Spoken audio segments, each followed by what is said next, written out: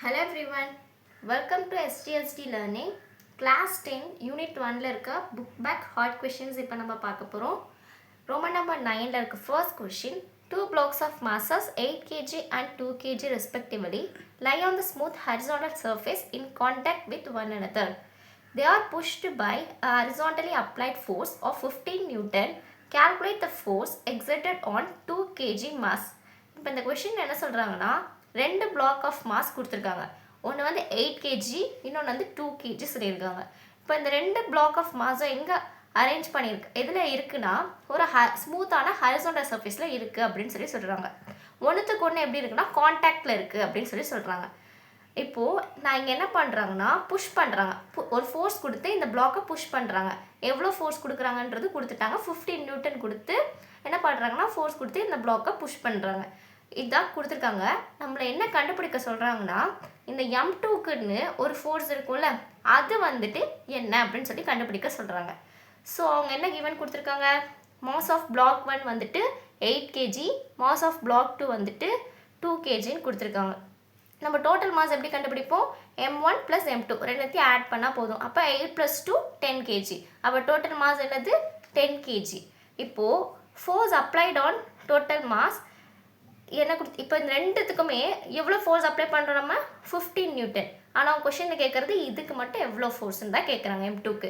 So F2க்கு என்ன ஃபோர்ஸ்ன்னு கண்டுபிடிக்கணும். நமக்கு நார்மலாக ஃபோர்ஸுக்கு என்ன ஃபார்முலா தெரியும், என்னது according to Newton second law படி F = ma. எம்னா என்னது மாஸ், ஏனா என்னது ஆக்சிலரேஷன். இப்போ நம்ம ஆக்சிலரேஷன் இப்போ இந்த ரெண்டு பிளாக்குக்குமே எப்படி தான் இருக்கும், ஆக்சிலரேஷன் சேமாக தான் இருக்கும். ஏன் சேமாக இருக்குன்னா இப்போ இந்த ரெண்டு பிளாக்கும் கான்டாக்ட் இருக்குது. ஸோ நான் 15 நியூட்டன் கொடுத்து நான் ஃபோர்ஸ் கொடுத்து நான் அதை புஷ் பண்ணாலும் ரெண்டுமே என்ன ஸ்பீடில் தான் போகும், ஒரே ஸ்பீடில் தான் போகும். ஸோ ஆக்சிலரேஷன் என்னவாக தான் இருக்கும், சேமாக தான் இருக்கும். ஃபஸ்ட்டு நான் டோட்டல் ஆக்சிலரேஷன்ஸ் நம்ம கண்டுபிடிப்போமா, ஏன்னா நமக்கு டோட்டல் மாஸ் தெரியும், டோட்டலாக எவ்வளோ ஃபோர்ஸ் கொடுக்குறாங்கன்னு தெரியும். So F = ma. ஏ மட்டும் இந்த சைடு இருக்கட்டும், M வந்து மல்டிப்ளேஷனில் இருக்குது, இந்த சைடு வந்து என்ன ஆகிடும், டிவைட் ஆகிடும். அப்போ F/m. F என்னன்னு கொடுத்துருக்காங்க 15 ÷ 10.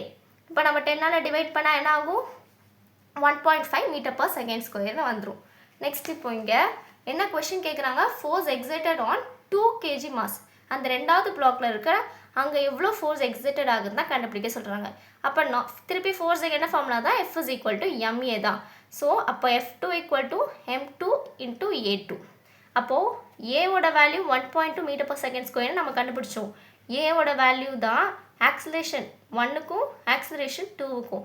ஏன்னா ரெண்டு பிளாக் எப்படி இருக்குது, கான்டாக்டில் இருக்குது. அப்போ நான் இங்கே புஷ் பண்ணால் இது ரெண்டுமே எப்படி தான் போகும், ஒரே ஸ்பீடில் தானே போகும். அப்போ இதுலேயும் ஆக்சிலேஷன், இந்த பிளாக்கோட ஆக்சிலேஷனும் இந்த பிளாக்கோட ஆக்சிலேஷனும் எப்படி தான் இருக்கும், சேமாக தான் இருக்கும். ஸோ அதனால தான் நான் A2ஓடதும் 1.5ன்னு எடுத்திருக்கேன்.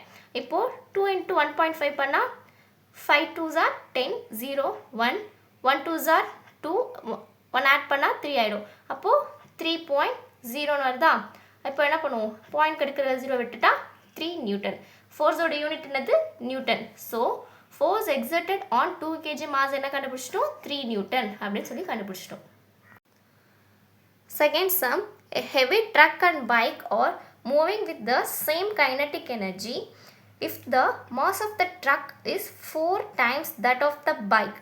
Then calculate the ratio of their momentum. இப்போ அங்கே என்ன சொல்கிறாங்கன்னா கொஷினில் ஒரு ஹெவி ட்ரக்கும் பைக்கும் மோஷனில் இருக்குது, அது மூவிங்கில் இருக்குது. அது ரெண்டுத்துக்குமே எப்படி இருக்கான், கைனட்டிக் எனர்ஜி சேமாக இருக்குது. இப்போது நெக்ஸ்ட் என்ன சொல்கிறாங்கன்னா, இப்போ ட்ரக்கோட மாஸ் வந்து 4 times ஆஃப் த பைக்கோட மாஸ்க்கு இருக்குது. அப்போ பைக்கை விட அது எப்படி இருக்கா, 4 times வந்து அதிகமாக இருக்குது அப்படின்னு சொல்கிறாங்க. நெக்ஸ்ட்டு வந்துட்டு then calculate the ratio of their momentum. இப்போ இங்கே என்ன கண்டுபிடிக்க சொல்கிறாங்கன்னா, இந்த ரெண்டுத்துக்கும் ட்ரக்குக்கும் பைக்குக்கும் இருக்கிற ரேஷியோ ஆஃப் மொமெண்டம் வந்து என்ன கண்டுபிடிக்க சொல்கிறாங்க.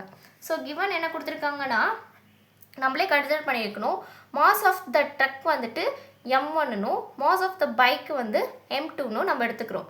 அப்புறம் என்ன கொஷினில் சொல்லியிருக்காங்கன்னா மாஸ் ஆஃப் த ட்ரக்குன்றது என்னது M1. இந்த M1 வந்து 4 times 4 கொடுத்துருக்காங்க, டைம்ஸ் தான் மல்டிப்ளேஷன் அர்த்தம். அப்போது மல்டிப்ளேஷன் ஆஃப் எது கொடுத்துருக்காங்க, mass of the bike. Mass of the பைக்னா M2. அப்போ M1 = 4 times M2ன்னு எழுதியாச்சா. இப்போது M2 இங்கே எப்படி இருக்குது, மல்டிப்ளேஷனில் இருக்குது. அப்போது இந்த சைடு வந்துச்சுன்னா அது என்னவாயிடும், டிவைடில் வந்துடும். அப்போ m1 by m2 equal to 4ன்னு கண்டுபிடிச்சாச்சு. நெக்ஸ்ட்டு வந்துட்டு டு ஃபைண்ட் த மொமெண்ட் என்ன கண்டுபிடிக்கணும் சொல்லியிருக்காங்க, மொமெண்ட் தான் என்னென்னு கண்டுபிடிக்க சொல்லியிருக்காங்க. So P1 is to P2 நம்ம என்னென்னு கண்டுபிடிக்கணும். நமக்கு நார்மலாக என்னென்ன ஃபார்முலா இங்கே தேவைப்படுது, கைனட்டிக் எனர்ஜி ஃபார்முலா தேவைப்படுது. ஸோ கைனட்டிக் எனர்ஜி ஃபார்முலா என்னது, ஆஃப் mv². எம்னா என்னது மாசு, வீணா என்னது வெலாசிட்டி. நெக்ஸ்ட்டு நம்மளை என்ன கண்டுபிடிக்க சொல்கிறாங்க, மொமெண்ட். அப்போ மொமெண்ட் ஃபார்முலாவும் தெரியணுமா நமக்கு, mv p equal to mv. எம்னா என்னது மாஸ், வீணா வெலாசிட்டி. நம்ம இப்போ என்ன பண்ண போகிறோம்னா, இந்த சேம் கைனட்டிக் எனர்ஜின்னு கொஷினில் சொல்லியிருக்கனால அதாவது ட்ரக்கோட கைனட்டிக் எனர்ஜியும் பைக்கோட கைனட்டிக் எனர்ஜியும் நம்ம ஈக்குவேட் பண்ண போகிறோம். So KE1 equal to KE2, ஏன்னா இது ரெண்டு கைனட்டிக் எனர்ஜி சேம்னு சொல்லியிருக்கனால. So half m1 v1² equal to half m2 v2². அப்போ ஆஃப் கேன்சல் ஆகிடும். பேலன்ஸ் என்ன இருக்குது, m1 v1², m2 v2². ஆனால் நமக்கு மேலே என்ன சொன்னோம், மாஸ் ஆஃப் த ட்ரக் வந்து 4 times ஆஃப் m2ன்னு சொன்னோமா. அப்போது m1க்கு பதிலாக என்னென்னு எழுதலாம், 4m2ன்னு எழுதலாமா. ஸோ m1க்கு பதிலாக நான் என்ன எழுதியிருக்கேன், 4m2ன்னு எழுதியிருக்கேன். ஓகேவா. Next balance v1² equal to m2 v2² எழுதியிருக்கேன். நெக்ஸ்ட்டு இங்கே இருக்கிற m2வும் இங்கே இருக்கிற m2 என்ன ஆகிடும், கேன்சல் ஆகிடும். ஸோ பேலன்ஸ் என்ன இருக்குது, 4v1² equal to v2² இருக்குது. இங்கே இருக்கிற v2² இந்த பக்கம் வந்துச்சுன்னா என்ன ஆகிடும், டிவைட் ஆகிடும். இங்கே இருக்கிற 4 மல்டிப்ளிகேஷனில் இருக்குது. ஸோ இந்த சைடு வந்துச்சுன்னா என்ன ஆகிடும், டிவைட் ஆகிடும். ஸோ 1/4. அப்போது v1² divided by v2² equal to 1/4ன்னு கண்டுபிடிச்சாச்சு. இப்போது இந்த v1² by v2² என்னென்னு எழுதலாம், ஹோல் ஸ்கொயர்னு எழுதியாச்சு. So v1 by v2 the whole square equal to 1/4 அப்படின்னு சொல்லி எழுதியாச்சு. நெக்ஸ்ட் என்ன பண்ணலாம், square root on both sides பண்ணலாமா. இப்போது ஸ்கொயர் ரூட் ரெண்டு பக்கமும் எடுத்தோன்னா என்ன ஆகிடும், இந்த ஸ்கொயரிங்கும் ஸ்கொயர் ரூட்டை கேன்சல் ஆகிடும்.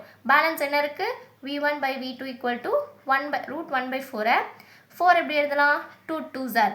ரூட்லேருந்து நம்ம என்ன பண்ணணும், ரெண்டு நம்பருக்கு பதிலாக ஒரு நம்பரை எடுப்போம். ஸோ 2 2க்கு பதிலாக என்ன பண்ணுவோம், ஒரு 2 எடுக்கிறோம். So v1 by v2 equal to 1/2ன்னு கண்டுபிடிச்சாச்சு. இப்போது நம்மளுக்கு கொஷினில் என்ன கேட்குறாங்க, மொமெண்டமோடு தான் கேட்குறாங்க. ஸோ P1 by P2 தான் என்னன்னு கண்டுபிடிக்க சொல்கிறாங்க. ஸோ P1 ஃபார்முலா என்ன, P1 by P2னா m1 v1 divided by m2 v2. இப்போ இங்கே பாருங்கள், m1 by m2க்கு நம்ம என்ன கண்டுபிடிச்சிருக்கோம், கொஷின் கிவனில் வச்சு கண்டுபிடிச்சோமா, m1 equal to 4m2. So அப்போ m1 by m2 என்னன்னு கண்டுபிடிச்சோம், 4ன்னு கண்டுபிடிச்சோமா. அப்போது அதை சப்ஸ்டியூட் பண்ணிக்கலாம், 4 இன்டூ v1 by v2க்கு இப்போ தானே நம்ம கண்டுபிடிச்சோம் 1/2ன்னு சொல்லிட்டு, அதை சப்ஸ்டியூட் பண்ணியாச்சு. ஸோ அப்போ 4 into 1/2ன்னு இருக்குது. கீழே இங்கே ஒன்றுமே இல்லாதனால நான் 1ன்னு போட்டிருக்கேன். இப்போது 2 1s are 2 2s are நான் கேன்சல் பண்ணி காமிச்சிருக்கேன். அப்போ 2 into 1 2, 1 into 1 1. அப்போ என்ன கண்டுபிடிச்சாச்சு, P1 வந்து 2, P2 வந்து 1ன்னு கண்டுபிடிச்சாச்சு. அப்போ P1 is to P2 என்னது, 2 is to 1 அப்படின்னு நம்ம கண்டுபிடிச்சாச்சு.